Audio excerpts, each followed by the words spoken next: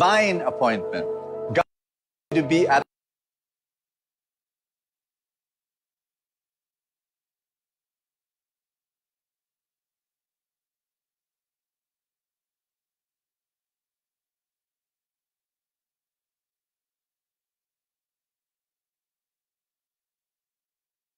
what God is doing in your life.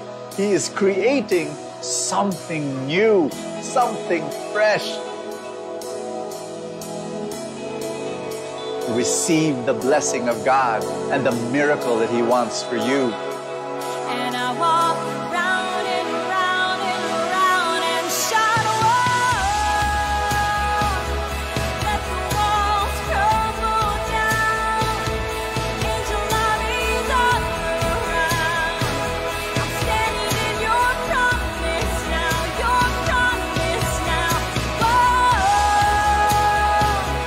Let the voice of praise resound. Of heaven's glory raining down. I'm standing in your promise now, your promise now. There's no other name I'll trust. There's no other name I'll shout.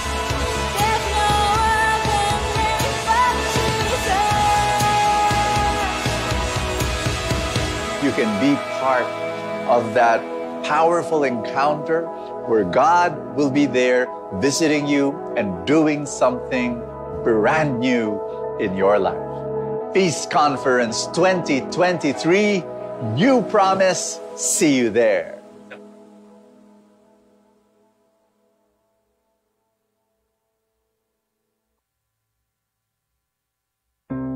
My beloved child, I miss you.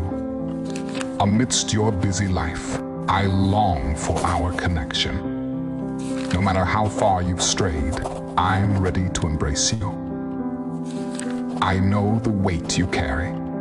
You don't have to carry them alone. Come home. I long to celebrate your return. Forgiveness is waiting for you. A feast is waiting for you.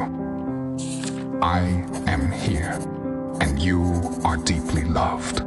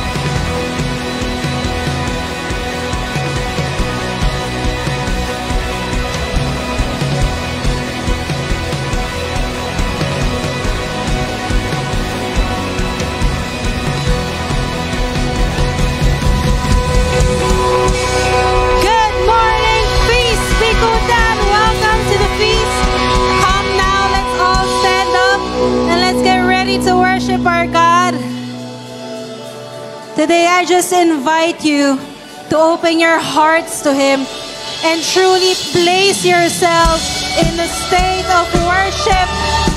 Just give your all out and sing to Him. Are you ready? Come, sing with us. Here we go. God of my past, God of my present and future, unbounded by time, unchanging forever and ever. Let every breath declare all your glory and power. Let every voice sing of your praises forever. Come on, I want to hear you. Sing to Him. From the mountains peak to the valleys low, from the ends of the earth, all creation sing hallelujah, hallelujah. Come on, make clap your hands. Oh, just sing to Him now. Give up. Come on. Sing with us. Great is your love, as vast as the seas and the ocean. My heart in your hands, the same hands that crafted the heavens. The word at the start, you took the form of creation. Your mighty name, Jesus, your name is salvation.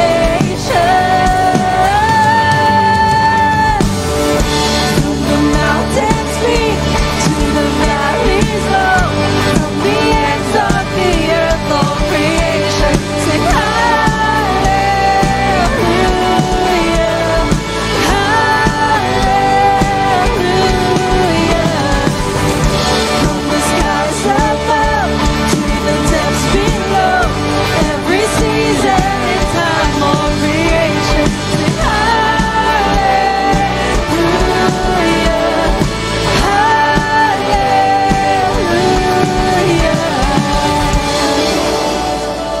Come on, as the children of God gathered in this room, together with the angels now, we lift our voices to our King. We just give Him all the glory. With all I am and all I have, I sing to you for all you've done. With everything I lift my hallelujah. Come on. While I have breath, while I have life, I'll sing until your eyes meet mine. And even then I lift my hallelujah. While I have breath, while I have life, I'll sing until your eyes meet mine. And even then I lift my hallelujah. From the mountains peak to the valleys low, from the ends of the earth, all creation sing hallelujah, hallelujah. From the skies above to the depths below, every season and time, all creation sing hallelujah,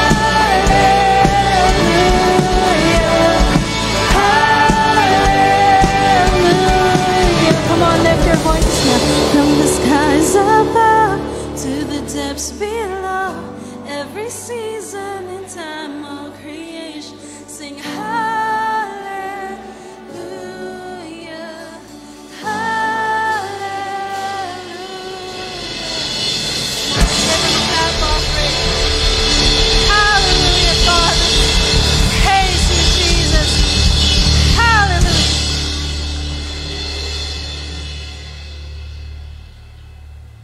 in today's gospel reading, it talks about the unending forgiveness of God and how, in the same way, He wants us to reflect this to our brothers and sisters. It shows us that in God's love, there is mercy and there is renewal. You know, maybe some of you here coming at the feast right now are in that state wherein listening, accepting God's word is becoming a difficulty. Maybe it's because of being stuck in the cycle of sin, or maybe it's that fear and doubt of letting go of something, which will mean you are truly letting God in your life. But you know, going back to God's message for us in the gospel reading, when we choose God, in His love, there is mercy, there is renewal. When we choose God to lead us, it will be to a life of truth and freedom from sins. When we choose God, there's no more hiding, no more trying to cover things up. You just need to seek Him, you just need to follow Him, and let His love cleanse us.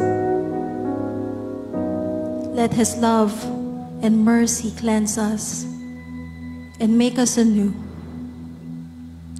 So I invite you now to come into prayer in the name of the Father, the Son, and the Holy Spirit. Amen. Father, our loving and merciful God, we open our hearts to you now, and just let your forgiveness, your renewal come upon us.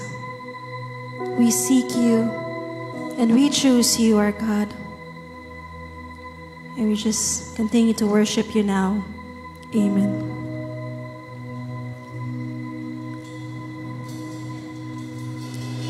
In every single breath, you're there. In every single step, you're the lamp unto my feet. And I don't have to worry about a single thing, 'cause being here with you is everything. You see right through the mess in me. You cleanse me from my shame, wash me of my sin and guilt. You're the way, the truth, the life to eternity. In you I am restored, renewed, complete. Just feel His presence. I will worship you in surrender. You have changed my life forever. For here with you I found the answer, that you're all that matters. Jesus, there's no other.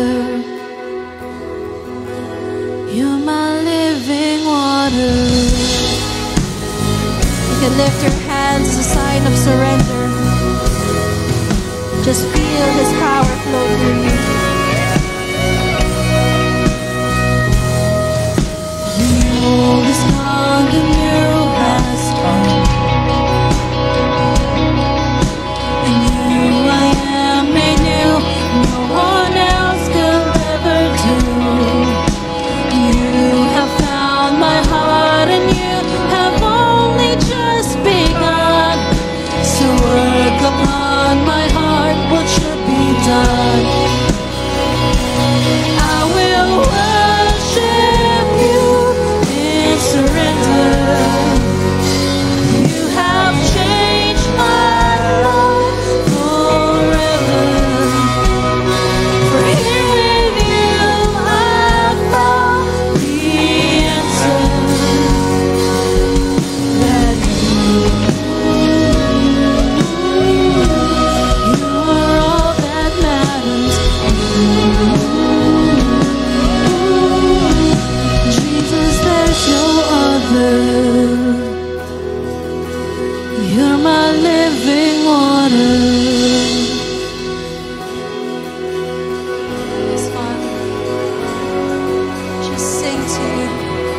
lift your hearts.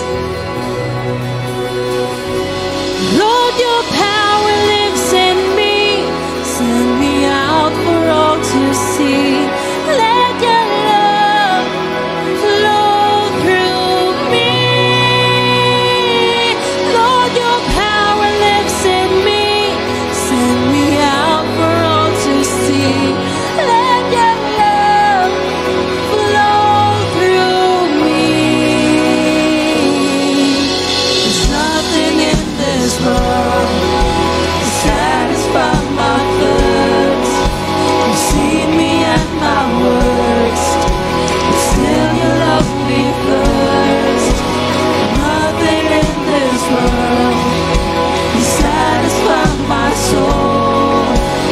Now I finally know it's you that makes me whole. Nothing in this world can satisfy my thirst.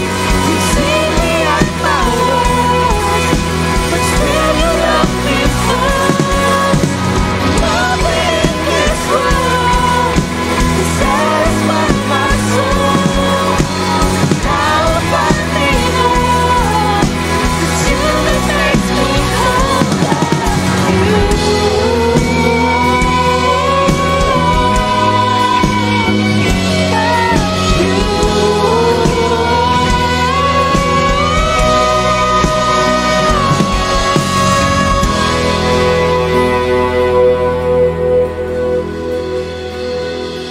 I will worship you in surrender. You have changed my life forever. For here with you I found the answer that you're all that matters. Jesus, there's no other. You're my living water. Give him a clap offering. Praise you, Jesus. Amen. Yes, Lord, you are our living water. Nothing can satisfy our thirst and hunger but you alone.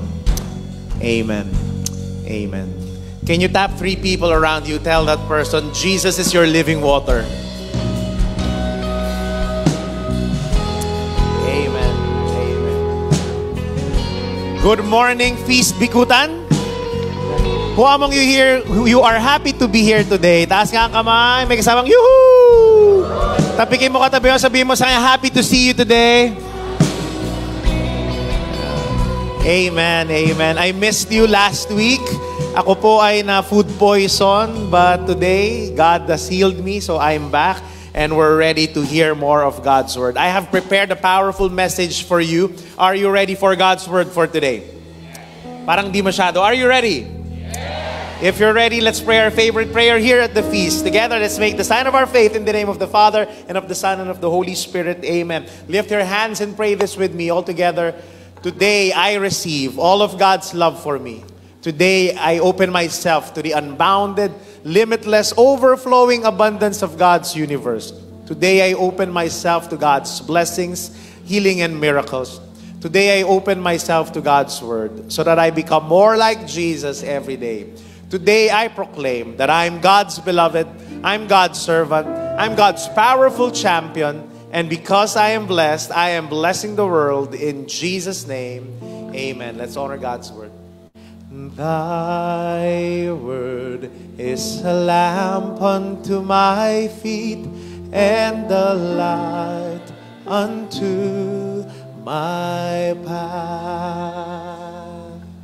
Brothers and sisters, we are still in our series, Dear Prodigals. We are unpacking the book of Deuteronomy, the 5th book in the Bible, the 5th book in the Torah.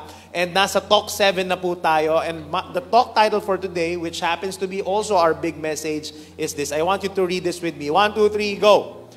Create. 1, 2, 3, go. Create your destiny. At for this talk, hihimayin natin Deuteronomy 27 to 30. And here in Deuteronomy 27 to 30, in these 4 chapters, si Moses, he is offering 2 choices to the Israelites. At ine-explain niya yung gravity nung magiging desisyon nila, depende sa pipiliin nila. 2 choice. And he says, their choice will determine the entire future, their entire destiny, including the destiny and the lives of their children and their grandchildren. I want us to read from Deuteronomy chapter 30, verses 15 to 20. It says here, now listen, today I am giving you a choice between life and death. Can you say life and death? Between prosperity and disaster. For I command you to this day to love the Lord your God and to keep His commands, decrees, and regulations by walking in His ways. If you do this, you will live and multiply, and the Lord your God will bless you and the land you are about to enter and occupy. So 2 daw, life and death, prosperity and disaster. Pero ito ang sabi, but if your heart turns away and you refuse to listen, and if you are drawn away to serve and worship other gods, then I warn you now that you will certainly be destroyed. You will not live a long, good life in the land you are crossing the Jordan to occupy. Today, I have given you the choice between life and death, between blessings and curses. Now I call on heaven and earth to witness the choice you make. Oh, that you would choose life so that you and your descendants might live. Tapos sabi dito, you can make this choice by loving the Lord your God, obeying Him, and committing yourself firmly to Him. This is the key to your life. And if you love and obey the Lord, you will live long in the land the Lord swore to give your ancestors, Abraham, Isaac, and Jacob. Ayan. Tapikin mo nga katabi mo, sabihin mo sa kanya, you have a choice. Life or death. Naalala ko tuloy itong storya na ito. One day, merong 3 magkakaibigang construction workers. And every time, meron silang routine. Tuwing lunch break, aakyat sila sa 60th floor ng building na ginagawa nila. Tapos pag akyat nila doon nila ilalatag yung kanilang lunch. Yung 60th floor, yun yung top floor. Tapos overlooking nung kalye. Ang ganda nung view nila habang kumakain. So one day, nag-lunch break, umakyat itong magkakaibigan na construction workers. So dahan-dahan nilang binuklat yung kanilang mga baunan. At pagbukas nila ng kanilang baunan, alam nyo, nauna si construction worker number 1, pagbukas niya, sabi niya, uy! Sardinas na naman, pambihira naman. Araw-araw na lang na ginawa ng Diyos. Sardinas ang baon ko. Sabi niya sa mga kasama niya, bukas pare, kapag sardinas pa rin yung ulam ko, papakamatay na ako, tatalon ako dito sa building na ito. Sawang-sawa na ako sa sardinas. Maya-maya, dahan-dahang binuklat nung kasama niya, yung ni construction worker number 2, yung kanyang baon ng pagkakita niya, sabi niya, uy! Pambihira naman, pare, tuyo! Tuyo na naman, araw-araw na lang na ginawa ng Diyos, tuyo ang ulam ko. Pare, bukas pagkatuyo pa rin ang ulam ko, gagaya ako sa'yo. Tatalon din ako dito sa building na ito at magpapakamatay. Sabi nga nito ni construction worker number 3, ako naman ang magbubuklat ng aking baunan. Pagbukas niya, alam niyo ano nakita niya? Gigi. Alam niyo yung Gigi? Galunggong. Sabi niya, Gigi, pambira naman. Araw-araw na lang, Gigi na lang. Pare, pagbukas, Gigi pa rin itong ulam ko. Sasabay ako sa inyo, sabay-sabay na tayong tumalon dito sa building na ito, magpakamatay na tayo. Ganun. So, kinabukasan, eto na. Nag-lunch break. Ting, ting, ting. Sabi nung timekeeper, lunch break. Silang 3 magkakaibigan umakyat doon sa top floor, sa 60th floor. At ito na, si construction worker number 1, nauna niyang binuklat yung kanyang baunan. Pagbuklat niya, anong nakita niya? Sardinas. Pagkakita niya, sardinas! Ayoko na, sardinas na naman. Ah! Boom! Patay. Grabe. Question, anong kaibahan ng taong tumalon mula sa 60th floor at taong tumalon sa 2nd floor? Alam niyo kung ano? Tanong niyo sa akin ano? Yung tunog. Yung galing sa 60th floor, ganito yung tunog. Ah! Boom! Yung taong tumalong galing sa 2nd floor, ganito yung tunog. Bug! Ah! Pilay-pilay lang. Bakit hindi pa patay? Ayan. Eto na. Si construction worker number 2, kinakabahan. Sabi niya, kumpare natin, patay na, tumalon na, sardinas, sana hindi naman tuyo yung baong ko. Binuklat niya yung kanyang buonan. Pagbuklat niya, anong nakita niya? Tuyo! Sabi niya, tuyo! Tuyo na naman, ayaw ka na! Boom! Patay. Eto na. Si construction worker number 3, kinakabahan na. Sabi niya, Lord, sana naman, hindi galunggong yung baon ko. Alam niyo, dahan-dahan niyang binuklat yung kanyang baonan. Alam niyo, pinintahan pang ganyan. Pagbuklat niya, nakita niya, Gigi! Gigi, galunggong kayo ka na! Boom! Patay.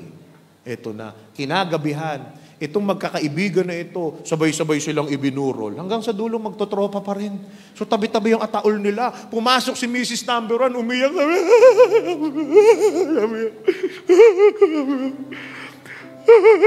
Akala ko kasi, sardinas yung paborito mo. Kaya yung araw-araw kong pinapabaon sa'yo. Narinig siya ni Mrs. Number 2. Sabi sa kanya ni Mrs. Number 2, Mare, ganun ka din pala. Akala ko paborito din ng kumpare mo yung tuyo. Kaya yun ang pinaulam ko sa kanya. Pinabaon ko sa kanya araw-araw. Kalaro ko to. Umiiyak silang dalawa, iyakan. Maya-maya, pumasok si Mrs. Number 2, nag-hysterical. Yung nagwawala talaga. Hindi ko matanggap. Bakit? Bakit gumaganon? So itong dalawang misis, sabi niya, naku, feeling ko, siya rin ang may kasalanan. Bakit ganon? So ngayon, nilapitan nila, sabi nila, Mare, okay lang yan, patawarin mo ang sarili mo. Akala mo ba, paborito din ni kumpare yung galunggong? Umiyak lalo si Mrs. Number 3. Sabi, hindi ko nga maintindihan eh. Sabi niya, bakit Mare? Kasi araw-araw na ginawa ng Diyos, siya naman ang nagpe-prepare ng baon niya. Tawa tayo. Cue yun na para tumawa. Tapikin mo nga yung katabi mo. Sabi mo sa kanya, you prepare your own lunch. You prepare your own life. Sino sa inyo dito naniniwala sa swerte? May naniniwala ba dito sa swerte? Alam nyo, hindi ako naniniwala sa swerte. Alam nyo kung bakit? Malas yan eh. But you see, brothers and sisters, naniniwala ako, hindi talaga totoo ang swerte. Because here's what Moses is telling us today, na you have the choice between life and death. Therefore, you create your destiny. Tapikin mo katabi mo, sabihin mo sa kanya, you create your destiny. Ang problema sa atin ito, most of us subconsciously naniniwala tayo sa ideyas ng swerte at malas. Ang feeling natin, ang blessing tsaka curses are 100% not in our control. Ang feeling ba natin pag naglalakad tayo sa buhay and at various occasions, biglang boom, biglang lalaglag ang biyaya o kaya lalaglag ang malas, ang sumpa would fall from the sky. Minsan blessing, ang hulog ng langit. Anong sasabihin natin? Thank you Lord, praise God. Minsan curses naman ang babagsak. At pagka malas ang bumagsak, curses ang bumagsak, then we are forced to ask help from God. But let me tell you this. Alam nyo yung paniniwala sa malas at swerte, kaya marami sa atin subconsciously naniniwala tayo dyan because it's very convenient. Bakit? Ano nyo sa akin, bakit? Bakit siya convenient? Because it takes away accountability. When things don't go well, instead of asking, saan ako nagkamali? How can I be better? Anong sinasabi natin? Ay, malas lang siguro. Hindi lang siguro pinalad. But today, brothers and sisters, God is telling us, choose. What do you want? Blessing or curse? Dalawa lang naman ang option eh. Follow God's ways and get blessed, or number 2, reject God's ways and get cursed. Ang problema ito, we don't want to follow God. We want to reject God's ways. We want it our way and still we want to get blessed. Parang hindi yata match yun. Question, meron bang bagay sa buhay mo ang gusto mong magbago? I want you to remember this. You prepare your own lunch. You create your own destiny. You have the power in you, the power to choose to follow God's ways, the power to completely surrender and trust in Him. And my prayer is this, may you choose Him always and see how God will flood your life with all the blessings that you need. Blessings beyond what your mind can even imagine. Amen? Tapikin ulit ka, tabi mo, sabihin mo sa kanya, you create your destiny. Let the Lord do a heart surgery with us today. Can I invite you to prayer? Close your eyes, bow down your heads, put your hands towards your chest, and repeat this prayer after me. Father in heaven, thank you for generously giving me freedom. Even if you know I don't always choose you. Help me to choose you. More than the blessings, I desire you, for you are my ultimate destiny. This I pray in Jesus' name. Amen. Thy word is a lamp unto my feet and a light unto my path. Give the Lord a big hand. Praise His name. Thank you, Jesus. Speak to us today. As you sit down, tell the person beside you, you create your own destiny.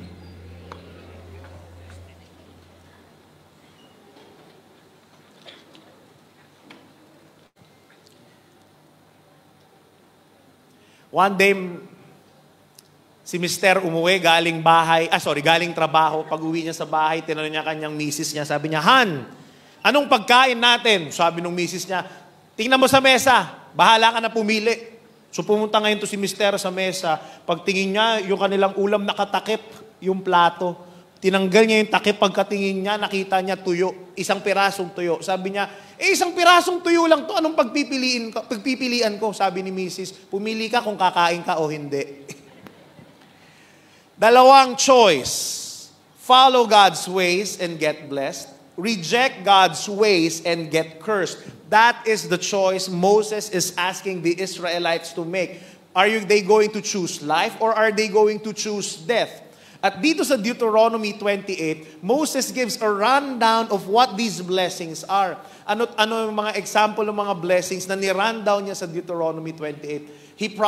God promised many descendants, huge harvests, economic abundance, and military victory.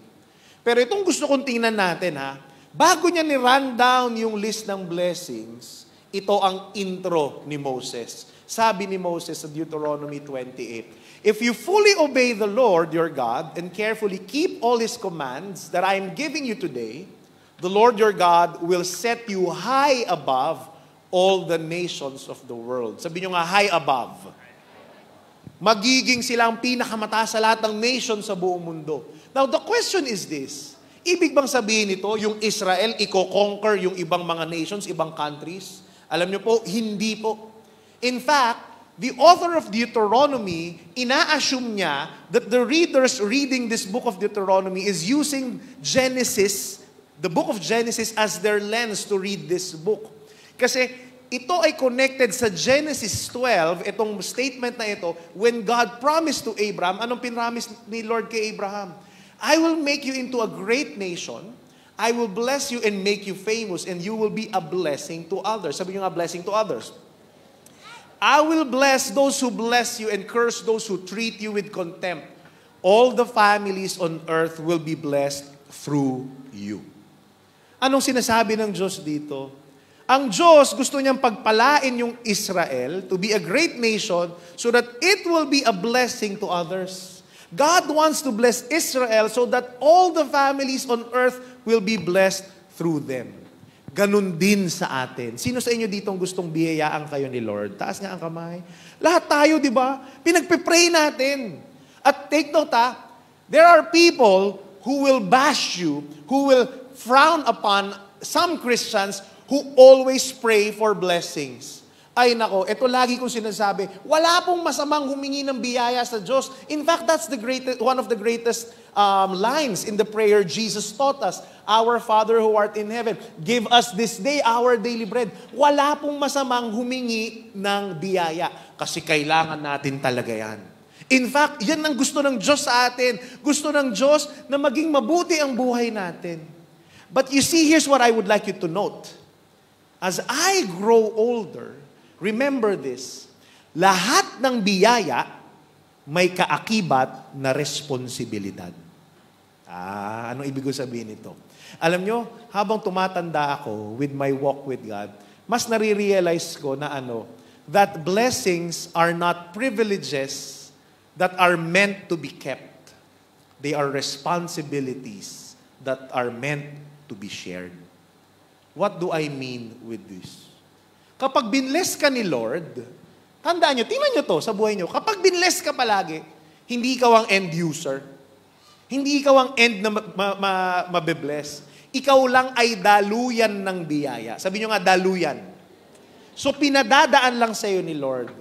Parang, nung Friday, kasusweldo lang nung iba sa atin, karamihan sa atin. Sino mga bagong sweldo, payday nung Friday? Taas nga ang kamay. Meron ba? Ayan. Sino mga nagpasweldo nung Friday? Mga business owners, di ba? Yang sweldo, di ba? Dumadaan lang sa kamay natin yan. Di ba, parang pagdating ng sweldo, parang whoop, parang wala na kagad. Pero kidding aside, yung sweldo natin, yung pera natin, hindi lang para sa iyo yan. Di ba? Di ba ginagastos mo yan para sa mahal mo sa buhay? Sa asawa mo, sa anak mo. Yung iba nga, wala pa nga silang asawa at anak. Di ba nag-iintrega na, tumutulong na kagad sa bahay. Nagbibigay sa nanay at tatay. Bakit? Kasi klaro sa atin na ang biyaya natin ay hindi lang para sa atin. Tayo ay daluyan. Sa mga may asawa dito, alam nyo, nung nag-asawa ako, tinanggap ko na lahat ng kikitain ko, lahat ng pera ko, ay pera ng misis ko. At ang lahat ng pera niya, ay pera niya pa rin. Diba? But kidding aside, bakit? Yung pera, hindi lang para sa akin yun. Para saan? Para sa lahat ng taong tinutulungan ko. Pero itong observation ko, mas maraming responsibilidad, mas binibless ni Lord. Tama ba ako? Isipin nyo maigi Ako, naalala ko to nung binata pa ako. Sabi sa akin ng isa kong tito na maraming pera, mayaman, negosyante. Sabi niya, gusto mo yumaman? Sabi niya, mag-asawa ka ng maaga. Sabi ko, parang counterintuitive yun Sabi niya, sabi ko, di ba dapat nga, prepare ka sa future mo. Sabi niya, hindi, I'm not kidding you. Sabi niya, mag-asawa ka ng maaga. Sabi ko, bakit? Kasi pag nag-asawa ka ng maaga kang mapipilitang maging creative gumawa ng pera.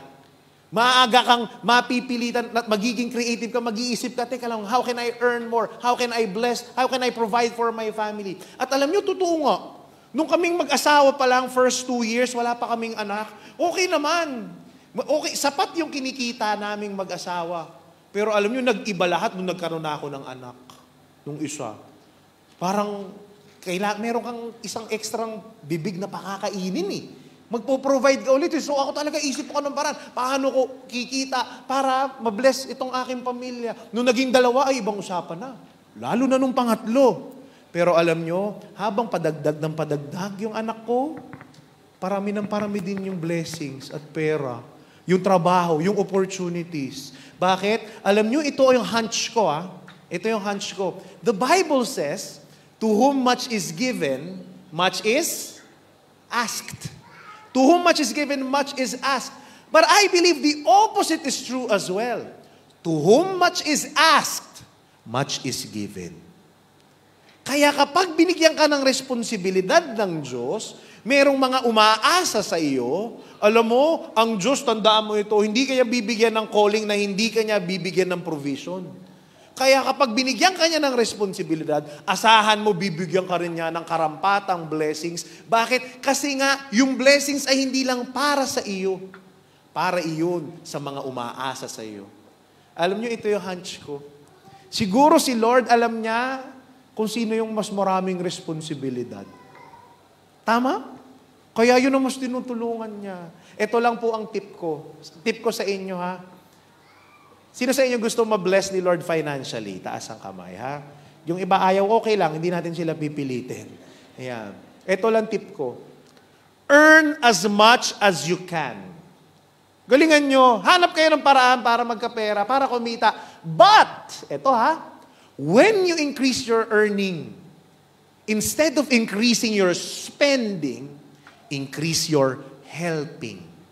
Ulitin ko, Earn as much as you can, but when you increase your earning, increase your helping.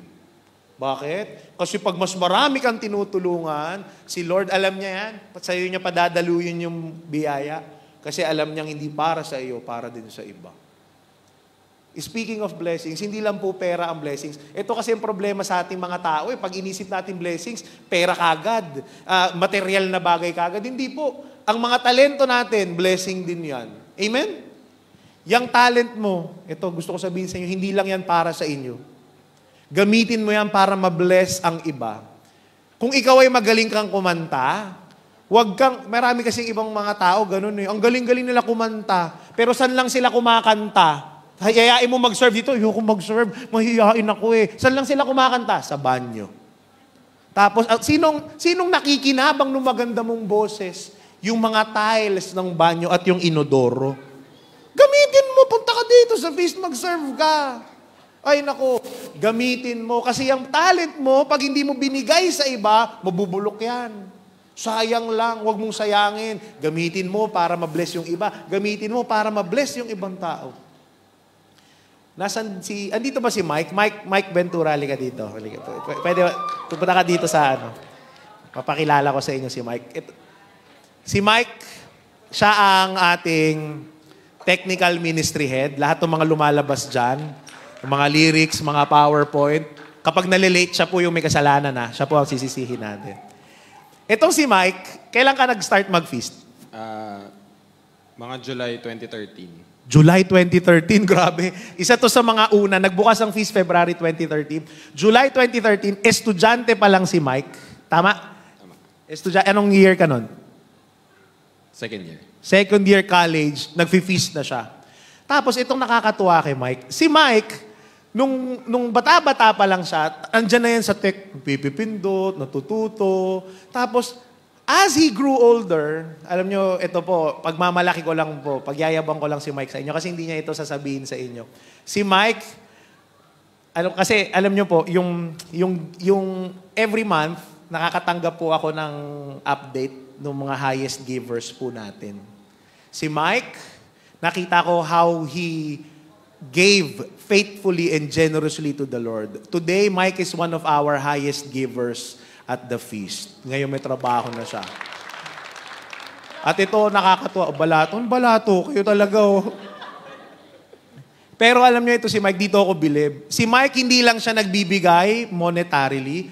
Araw-araw, hindi pala araw-araw. Weekly, nandito yan sa feast, nagsuserve. Walang mintis yan. In fact, there was a time, si Mike, bumagsak siya sa isang subject niya. Sa Mapua kasi ito nag-aaral, mahirap ang kanyang kurso. Tama ba, Mike?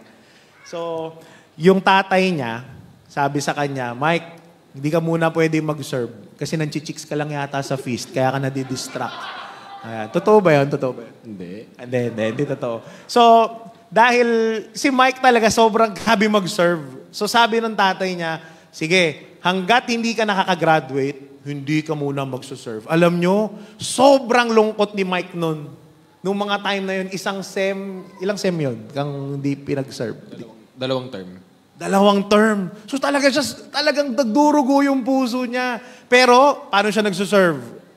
Remote, online, utos-utos, ganyan. Duguan ang puso niya. Bakit? Talagang, he's meant to give his talent. Pero ito maganda. Nung nakapasa na siya, tuloy-tuloy ang service niya. At ito, recently, nabalitaan ko lang, yung ibang palang ginagamit natin na mga laptop, mga gadget dyan sa likod, hindi pala gamit ng feast yun. Gamit niyang personal. Grabe. Palakpakan naman natin. Kaya itong taong to, this is an epitome of God blessing him. Grabe ang pagpapala sa kanya ni Lord. Sunod-sunod. Pati love life, pinagpala siya ni Lord. Bakit? Kasi alam ni Lord na si Mike, ginagamit niya yung blessing, hindi lang para sa sarili niya, kundi para kay Lord at para sa ibang tao. Kaya palakpakan naman natin si Mike. Ayan, thank you, Mike. Masaya ako at masayang-masaya ka ngayon sa buhay mo. Blessed na blessed. Ganun po. Grabe. At hindi lang siya ang ganyang servant natin, ha. Ang daming servant dito sa feast. Kasi klaro sa atin dito sa feast na if a blessing is not shared, it may become a burden. Amen? May blessing ka ba? I-share mo yan kung anong blessing na meron ka. Kaya minsan hindi ka mapakali. Parang meron kang inner calling sa'yo si Lord na parang hindi ka mapakali. Kasi alam mo sa sarili mong, God can use you more. May ibibigay ka pa. Pero baka nahihiya ka lang o nag-hesitate kang ibigay o ilabas. Yung iba sa inyo, ang tagal nyo na dito nag-feast. Tapos, blessed na blessed kayo dito. Tapos yung iba sa inyo siguro ngayon nakakaramdam na parang kulang na lang yung nag-attend ako dito. Parang tinatawag ka ni Lord mag-serve. Ay naku, lumapit ka lang sa kahit na sinong servant. Lapit ka sa akin mamaya kung gusto mo mag-serve. And let God use you mightily. Amen? Pero ito ang maganda. Tanong nyo sa akin kapag sinare mo ang blessings mo, imumultiply yan ni Lord. Bakit? Kasi alam niyang hindi lang yan para sa'yo, may paggagamitan ka. Amen? The second option Moses gives his people is this.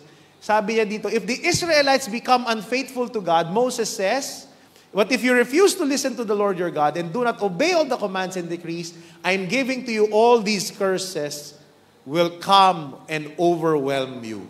Tapos si Moses, nagbigay siya ng listahan ng mga kung ano-anong sumpa at curses, which are the exact opposite of the blessings na binention natin earlier. Ano yung example ng mga curses? Death, drought, calamities, disease, famine, war, at itong pinaka-ine-emphasize sa lahat, being conquered by other nations. Ay nako, actually, itong being conquered by other nations, yan ang isa sa pinakamalaki nilang takot.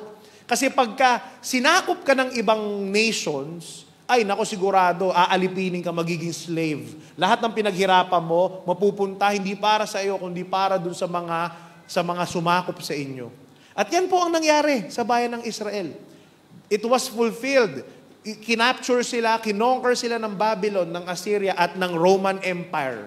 But here's what's interesting about Deuteronomy 28. Pag tinignan nyo yung Deuteronomy 28, merong 14 verses talking about blessings. Pero merong 32 verses talking about curses. Bakit ganun? Bakit doble yung list ng curses kaysa sa blessings? Parang nakakatakot. Alam nyo, bigyan ko kayo ng example ng nakakatakot na curse. Sabi sa Deuteronomy 28:56-57, sabi doon, there will be a famine so severe that people will become cannibals. Anong magigagawin? Bakit? Yung mga nanay, kakainin nila yung mga baby nila after ipanganak sa sobrang gutom. Ganun yung curse na pinredict sa kanila. It's so scary, it will make you think na bakit ganun? Parang ang cruel, parang ang sama naman ni Yahweh, parang sama naman ni Lord. Pero itong tanong ko sa inyo, ganun nga ba talaga si Lord? Na kapag hindi mo siya pinili, pag hindi mo siya sinunod, paparusahan ka niya ng matindi. The question is this, do we have a vengeful God? Mapaghiganti ba ang Diyos? Minsan kasi ang Diyos, ina-imagine natin, parang ganito si Lord, yung every time nasa misa siya o kaya nandito sa feast, para baka si Lord, yung iba ganitong image nila kay Lord eh. Si Lord nandito palagi sa likod ko, tapos inaabangan niya kayo palagi kung ano gagawin niyo dito sa feast. O kaya sa misa. Pag nakita niya, oops, late 10:20 na, ba't ngayon palang dumadating? Oops, late, bawasan ng biyaya. Yung ganun. O kaya, oops, tulog, kiddatang, yung ganun. Hop, absent, hindi magkakajowa yan. Yung ganun. Mga single tuloy, biglang napaisip, ilang beses na ba ako nag-absent? Kaya yata ang tagal ko magkajowa eh. But you see, ang Diyos hindi po ganun. Yun ang paniniwala ko. Hindi po mapagparusa at mapaghiganti ang Diyos. In fact, here's what I believe in. In fact, God does not need to punish us because sin is its own punishment. God simply respects our decision to do things our way. Ganun po ang Diyos. Binigyan niya tayo ng kalayaan. Pero kapag hindi mo siya sinunod, hindi ka naman niya paparusahan. Pero itong gusto ko sabihin sa inyo, ha? If we choose to live our lives apart from Him, hahayaan ni Lord yun, He will allow it. But, can you say but? God can spare you from the consequences. Pag meron kang ginawang masama, automatic meron niyang masamang consequence. Halimbawa, gusto mo magbisyo, alak, yosi, sugal, babae, droga, ay naku, hindi ka pipigilan ni Lord. Pero kapag nagkasakit ka sa atay, nagkasakit ka sa baga, ay huwag mong sisisihin si Lord, Lord, bakit ako nagkasakit? Di mo ba ako mahal? Ay, itong gusto sabihin sa inyo, God loves you. But, I want to remind you, it's the consequences of your vices, your decision to not take care of your health because of your bisyo. Am I making sense here? Infidelity. May asawa ka, pero pumatol ka sa iba. Alam mo naman ang mali, pero ang sabi mo, wala ba akong karapatang sumaya? Ay nako, posibleng malaman niya ng asawa at anak mo at mawalan sila ng respeto at pagmamahal sa iyo. But please don't come to God and tell God, Lord, bakit ganon? Nawalan ng respeto sa akin ng mga asawa ko at anak ko. Bakit malayo ang loob nila sa akin? Pati ka lang. Hindi kasalanan ni Lord yan. Consequences yan nung ginawa mong infidelity. Am I making sense here? Kaya hindi tayo pinarusahan ni Lord. Sino nagparusa sa sarili natin? Tayo. Grabe lubog ka sa utang. Kasusweldo pa lang ubos na. Bakit? Kasi grabe ang gastos mo. Paano ka ba naman di malulubog sa utang? Buo pa naman yung iPhone 14 mo. Di mo pa nga tapos hulugan eh. Bibili ka na agad ng iPhone 15. Di ba? Kasusweldo mo lang. O ito. Meron ba mga adik sa kape dito? Taas ang kamay. Sumigaw, woohoo! Adik sa kape. Woohoo! Mga adik sa kape. Okay lang sana kung adik sa kape, sa office. May 3-in-1 naman sa office. Pero panay ang bili mo nung mahal na kape. Nagsa-Starbucks ka pa. Gusto mo pa third wave coffee. Kaya ang uso ngayon di ba? Third wave coffee. Kung ano-anong coffee shop, di ba? Kaya ang ganda nung... Nakita niyo ba yung nag-viral na parody ni Michael V? Yung waiting here sa pila? Yung about sa kape. Di ba, tuwan-tuwa ako dun sa kantang yun. Anong sabi niya? Tigilan nyo na ang gastos nyo sa kape. Panay pa sosyal, pero purita pa rin. Nakatambak ang bayarin. Tan, tan, tan, tan, tan. Ba't ang tiyaga ninyo sa pila? Di ba mahal na ang kape? Ang hirap lang hindi ka nakikinig. Di ba wala na kayong pera? Ba't ka pa bumibili? O, di ba? Tama si Michael B.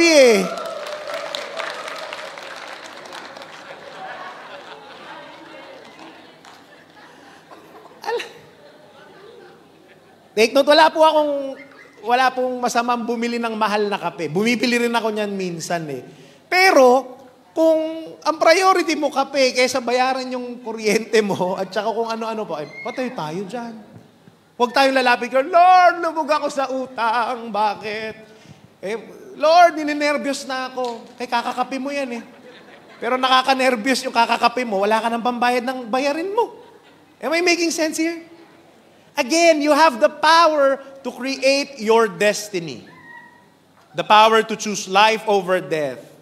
Ang problema, we choose death and then we blame God and ask God why later on. Kung ako si Lord, ang sasabihin ko sa inyo, di wow, bakit parang kasalanan ko? Di ba? Tandaan nyo, when we choose to grab blessings in our own terms, take matters into our own hands, trust our own wisdom instead of God's wisdom, we are making a cursed choice. And when we make a cursed choice, this will bring about cursed consequences. That's why in the Bible, listen to this, a curse is God allowing the bad consequences of our bad decisions. Why? In the hope that we change our ways. And when we hit rock bottom, at nagsuffer tayo ng consequences ng bad decisions natin, napapa-reflect tayo ng matindi. It may be God's wake-up call for you and me. At ito ang prayer ko, sana matauhan ka na. Pero ito ang mas matindi kong prayer. Sana, wag na kayong umabot sa rock bottom. Wag na kayong umabot sa bad consequences. Doon pa lang sa crossroads ng pagpili mo, kasalanan o buhay, ay piliin mo yung blessing kaysa yung kasalanan. Makinig ka kay Lord habang maaga pa.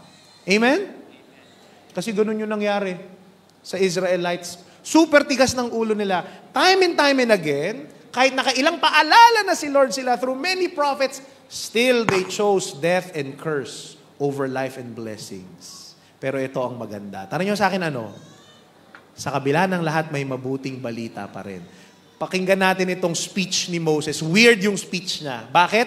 Kasi ipe-predict niya yung future ng Israelites. Pinredict niya yung future ng Israelites that they will fail God and they will be exiled out of the promised land. Tandaan nyo, Deuteronomy, papasok pa lang sila sa promised land.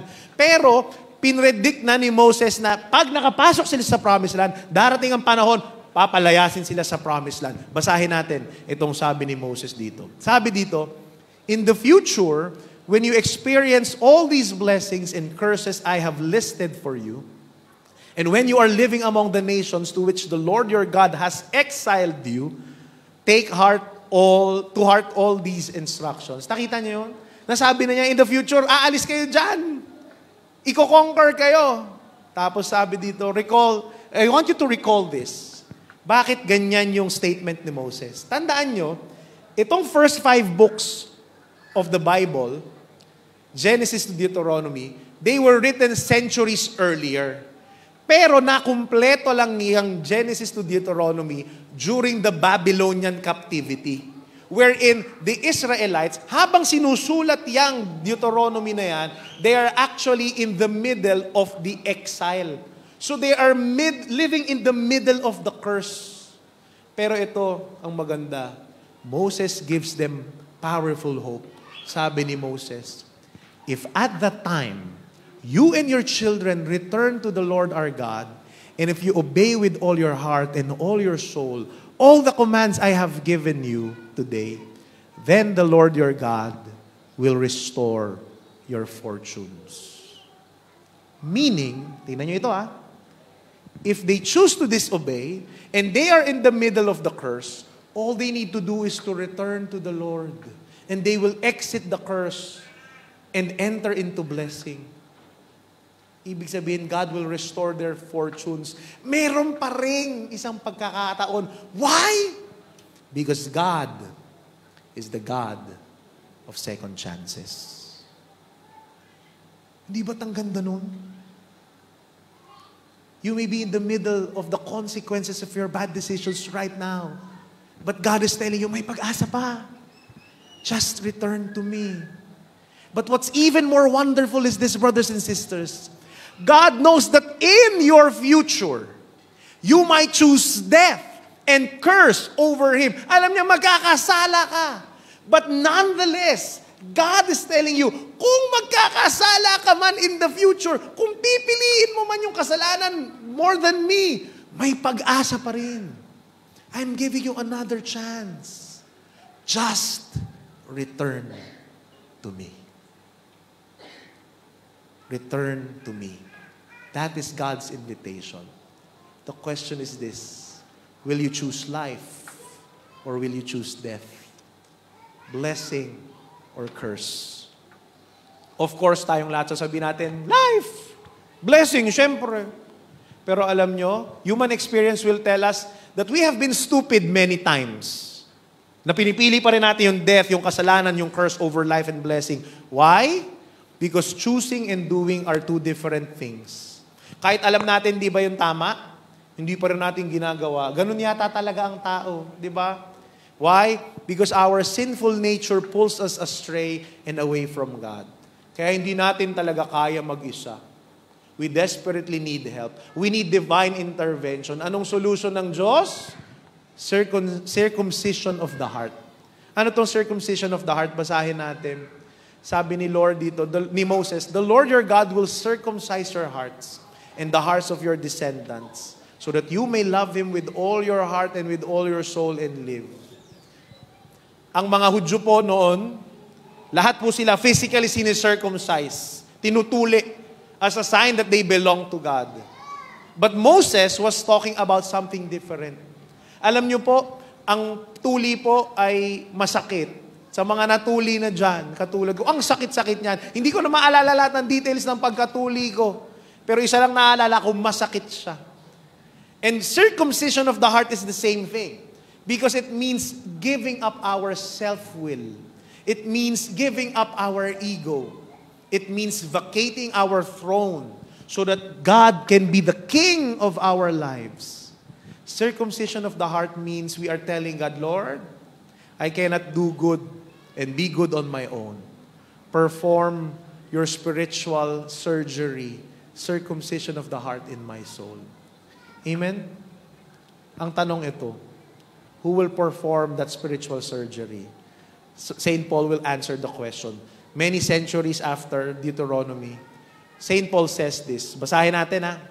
Colossians chapter 2 verse 11. When you came to Christ, you were circumcised, but not by a physical procedure. Christ performed a spiritual circumcision, the cutting away of your sinful nature. Sino sa inyo dito gusto magbagong buhay? Taas nga ang kamay. Yung talagang kay Lord kayo talaga. Let me tell you this. You may have blown away your destiny by the many bad decisions in your past. But right now, you may be going through some of the consequences of your bad decisions. But God is telling us, it's not yet too late. You still have a second chance. And that great second chance has a name. And His name is Jesus. Jesus is your second chance.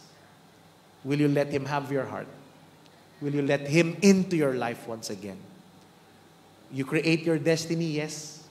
But will you let Jesus be part of your destiny? Amen? Can I invite you to stand up?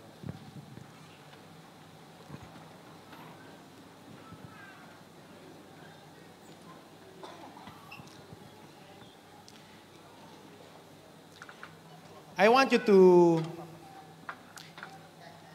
imagine this. Halimbawa, merong isang luwang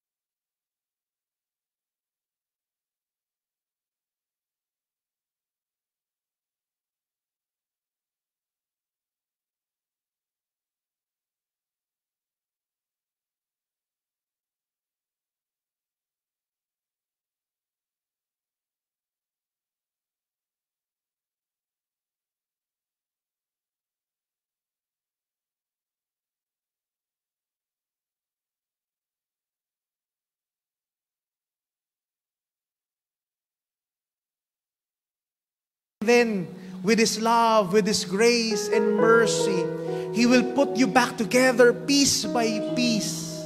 And in His mercy and grace and love, you will be restored.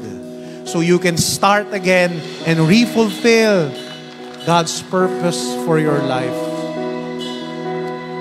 In Japan, they don't throw away broken plates. This is called kinetsugi, if I'm not mistaken. Tama ba, brother? Kinetsugi. Meron tayo ditong interior design.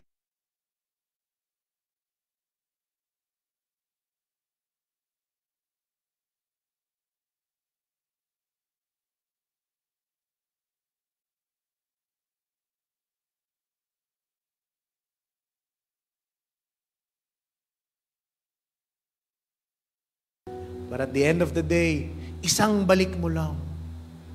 Isang balik mo lang. Kaya kanyang pulutin, kaya kanyang buuin. At pag binuo kanya, mas maganda pa sa kung ano yung bago ka nagkasala. Remember this. Yes, you create your destiny. Totoo po yun. But there's something better than creating your destiny. What is it? Tanong nyo sa akin ano? There's something better than creating your destiny. It is God is creating a new destiny for you. Amen? Why am I sharing this to you? At the cross, the worst human failure, your sins cannot stop His generosity. In fact, God is not punishing you. In fact, si Lord, kung meron man siyang ginagawa sa kasalanan natin, yung consequences, finifilter niya yung consequences of our sin. Because at the cross, God's mercy, not our curse, will have the last say. Brokenness will not have the last say. Sin will not have the last say.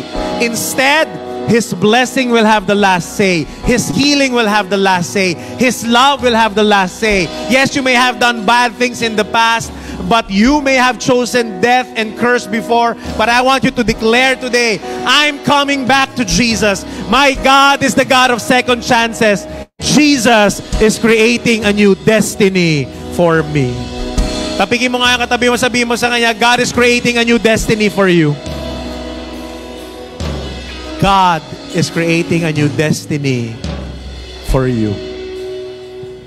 Bumalik ka lang sa kanya. He'll give you another chance. And He will create a new destiny for you. Let's come into prayer. Let's come into worship. Surrender to Him right now in the name of the Father and of the Son and of the Holy Spirit. Amen. Father in heaven, we praise and we thank You for this day. We thank You, Lord, for Your love. We thank You for Your generosity on the cross, O God. We do not deserve to be loved. We do not deserve to be forgiven. But still, You gave us a second chance.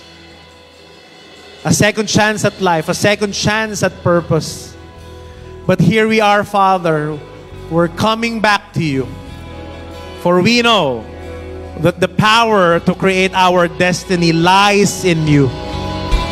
And when we come back to You, we know You can create something new in us. For You are powerful, You are mighty, You are our Lord. And You are the God of second chances. All these, Father, we ask and pray and claim in Jesus' name. Amen.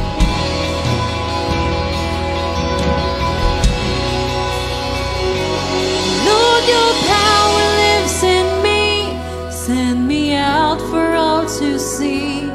Let Your love flow through me.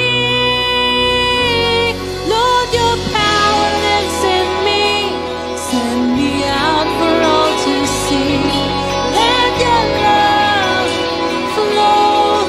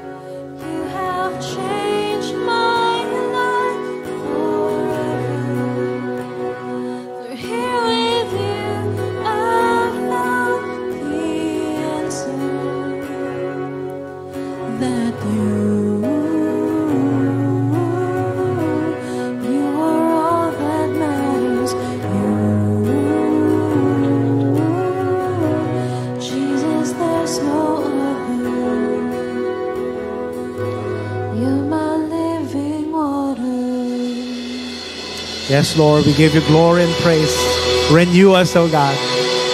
Create a new destiny in us.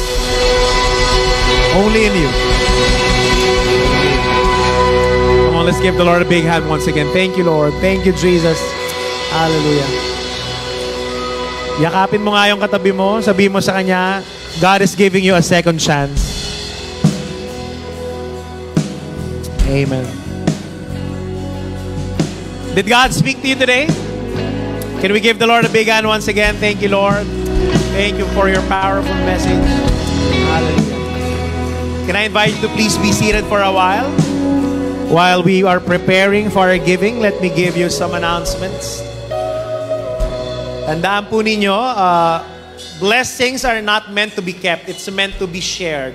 So every time you give to the Lord through the feast, you are not just blessing the Lord. You are blessing those who come in here needing a second chance from the Lord. And right now, I encourage you to write your name, your contact number if possible.